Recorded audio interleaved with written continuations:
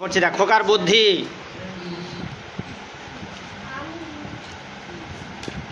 দারুণ রেগেই বললে, দাদা করলি কি তুই খোকা?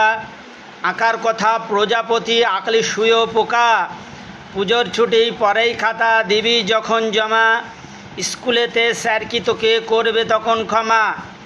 রং তুলি সব সরিয়ে রেখে বললে হেসেই খোকা, আমায় তুমি মিছে দাদা ভাবছো নেহাত বোকা। লেখাপড়ার কাজেই আমি দিই না মোটেই ফাঁকি, এখন তো পুজোর ছুটির ২৭টা দিন বাকি। তত দিনে এটা কি আর থাকবে শুয়েও পোকা, প্রজাপতি হবেই হবে নইলে আমি বোকা। কত সুন্দর কবি বোঝাতে চেয়েছেন।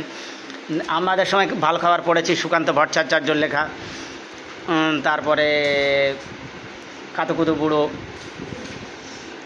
বুড়ো সুকান্ত ভট্টাচার্যের লেখা, কবিগুরু রবীন্দ্রনাথ ঠাকুরের লেখা পড়েছি আমরা। চাষ করি আনন্দে, বিভিন্ন কবিতা পড়েছি।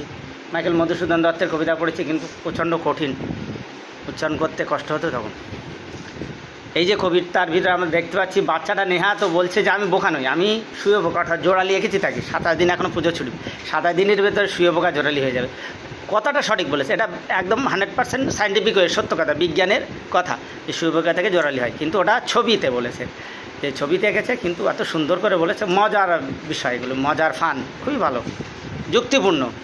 তো অবশ্যই দেখো, যেসব কবিতার ভিতরে সেক্সি চিন্তাভাবনা নেই, তারপরে খারাপ মনোভাব সম্পন্ন নেই, সেসব কবিতা চর্চা করা জায়েজ আছে। এটা বুখারী মুসলিম শরীফের হাদিস আমি দিয়েছি ইউটিউব ফেসবুকে, কোনো সমস্যা নেই। আর কবিতা মুখস্থ করবে, এত সুন্দর লাগবে। আমি যে ক্লাস পড়েছি, 12 ক্লাসের আমার পর্যন্ত কবিতা আমি সব 1 থেকে বলতে পারবো ইনশাল্লাহ, 4 লাইন কমপক্ষে বলতে পারবো।